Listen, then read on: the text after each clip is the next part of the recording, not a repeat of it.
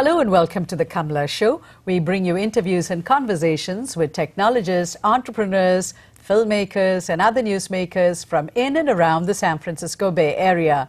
My guest today is San Jose City Councilmember Ash Kalra. This is part 2 of our conversation. In part 1, Ash, we talked about your father and your mother and what their reaction was when you took a different direction. You didn't embrace medicine or technology. And we have a picture of your father and your brother. Your brother now, I think, is an engineer? That's right. He works at Oracle. Okay. So somebody fulfilled the quota. That's right. I'm the black sheep of the family, in a different direction. Okay.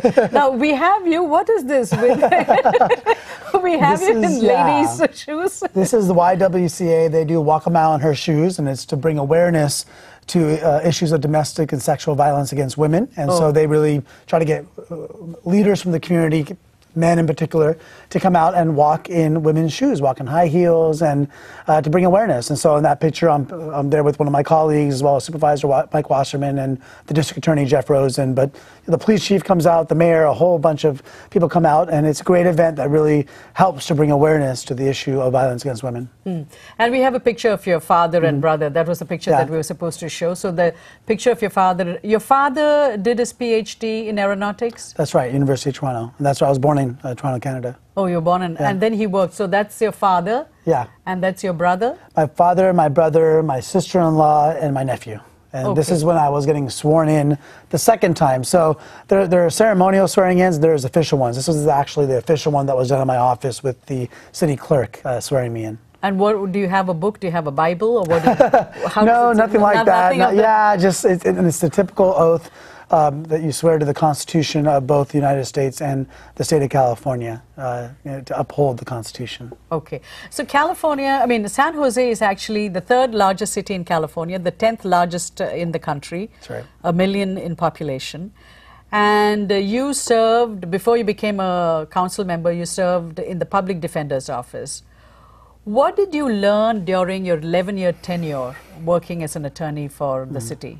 I learned a lot, and I learned a lot that's really helped me as a council member. You know, my clients were from neighborhoods that lacked many services. I learned a lot about my clients and kind of what led them down a path that had them, you know, oftentimes committing crimes, and it certainly wasn't a path that any of them chose when they were children. So you learn a lot about members of your community, and not just the failures that individuals have, but failures of society and our community in building stronger neighborhoods, stronger communities that really can help uplift families rather than break them down. And I also learned not to judge people. You know, when I learned more about the individuals I represented, I learned that they weren't that much different than any one of us, and that all of us have our failings, and that no one should be judged by the worst act or the worst decision that they make in their life, and that there's no one that's not redeemable, especially the youth. I had a lot of young clients, young adults, and they had a lot of great redeeming qualities as well. And so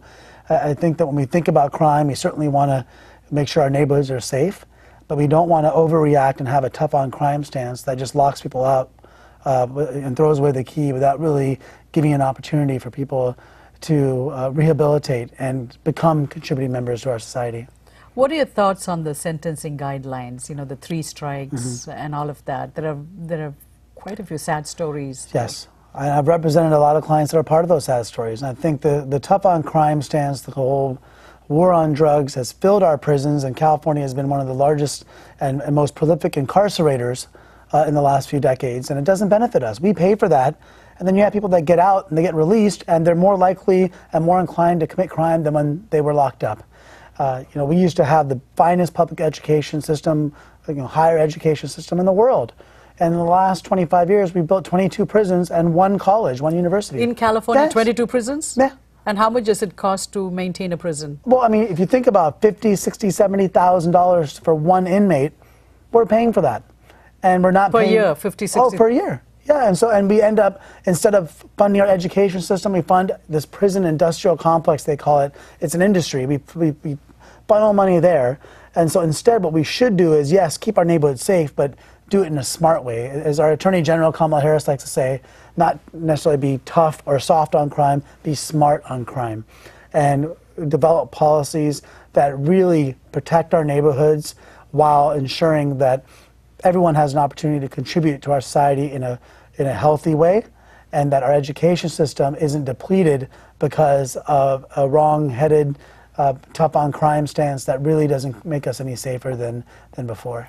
And the prisons are privatized, aren't they? Well, there's a lot of different ways prisons do get privatized, even public institutions, because you allow for privatization of those that provide the food.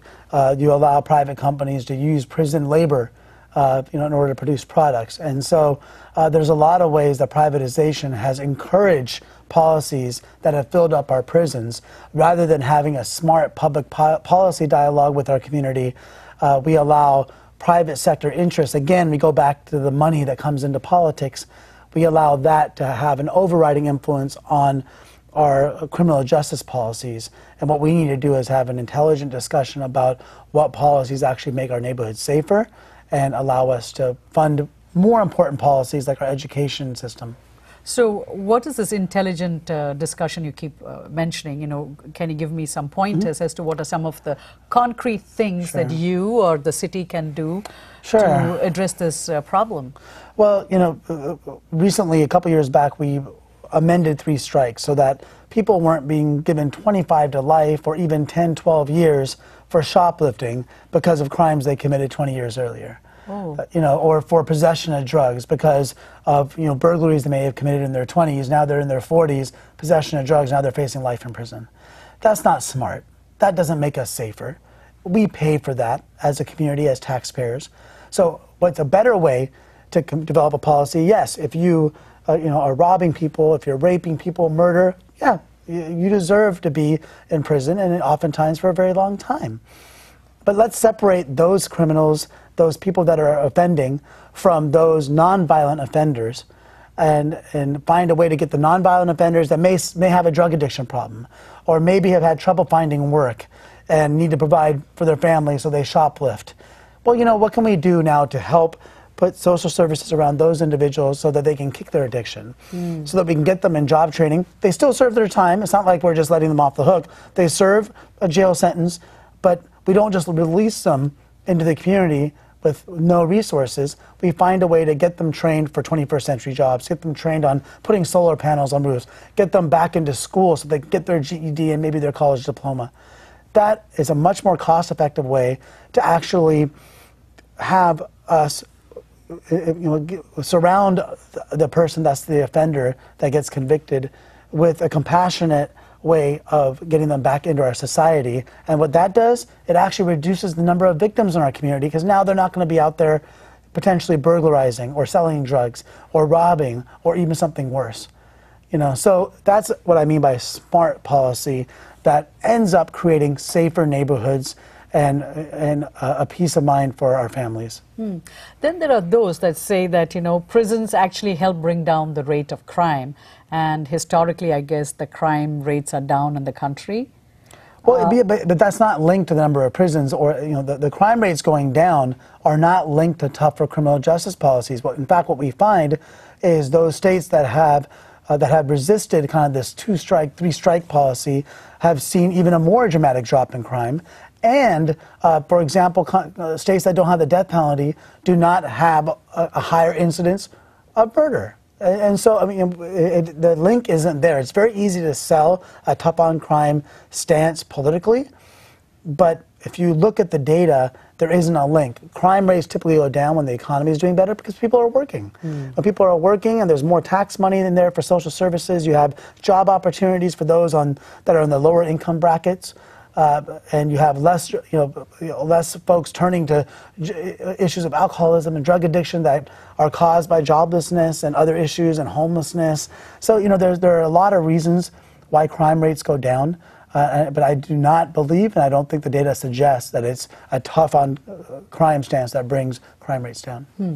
Besides, you know, your interest in crime and prison and all of that, as a city council member, you're also part of the transportation system, you know, the Caltrain and VTA.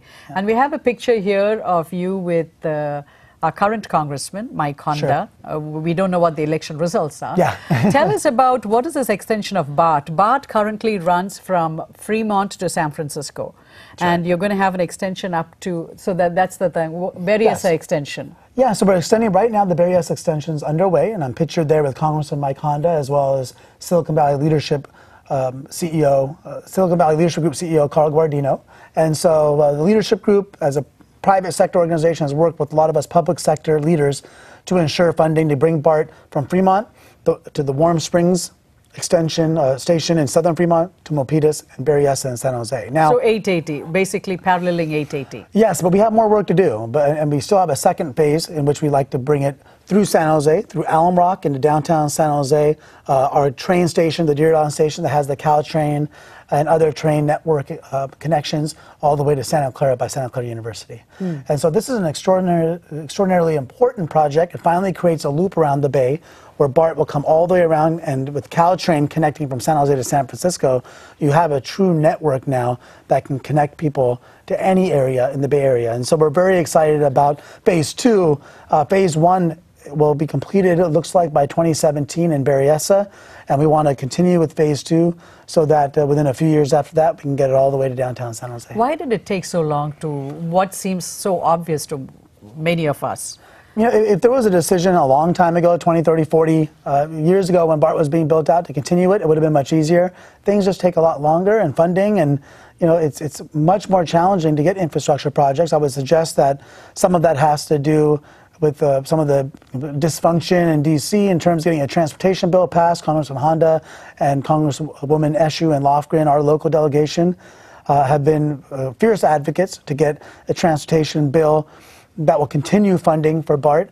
But when you have a Congress that seems to not want to get a lot of things done, no jobs bills passed, they delay the transportation bill, it makes it very challenging for our representatives to really advocate for the projects that we need. And so it takes a lot longer to get a lot of these projects done, and you have to cobble together funding from federal, state, and local sources. But these projects are important, and we're not going to stop. We're going to continue until BART comes all the way from that Berryessa station, which is under construction, through Alum Rock to downtown San Jose, all the way to Santa Clara. My last question, could California be a model for how politics could be in future? And what I mean by that is, there seems to be, when I went to vote, I saw that propositions were both endorsed both by the Republicans and the Democrats. It looks like the Democrats and Republicans are working together on some issues. And this is not what is happening in D.C. So could California present some sort of a model? Well, I would suggest that part of the reason why it's working well here is that we have a very good Democratic governor in Jerry Brown, who is willing to work with both sides to get things done. And we have a majority, both in our Senate and Assembly, that's Democrat. Now, the Republicans then are kind of forced to kind of work with the Democrats. And if you look at, since the Democrats have gotten a majority in Sacramento, and since Jerry Brown's been in office, more has been done than in the prior decade in California. And I would suggest that it really does take leadership that's willing to work with everyone. But at the end of the day, we do need to push for transportation infrastructure. We do need funding for schools. We do need to focus on 21st century environmental policies, which includes us focusing on more solar, more infrastructure for green technology, and moving away from 19th century technology of oil and gas and fracking. We need to put that behind us and go like the way of Germany, where they put such an emphasis that now they don't have to depend on nuclear and oil and all that because they have so much solar. In Germany, they can do it. We have trouble doing that here because we still have a political system that's so reliant, again, on the money and the entrenched interests. But in Sacramento, we're starting to see things getting done because the focus has been there from the top down, from the governor to the legislature. We're seeing things getting done well. Ash, we have run out of time, but I'm hoping you'll be back again to talk about what you're going to do, because you're going to be running for elections and you're going to be running for State Assembly. State Assembly, District 27, right? That's right. Which is San Jose. That's right. So hopefully we'll talk to you again. Thank you so much for stopping by. Thanks for having me. And thank you for watching. And if you missed any of our shows, you can watch them on our YouTube channel. Thank you so much for tuning in. Until next time, goodbye.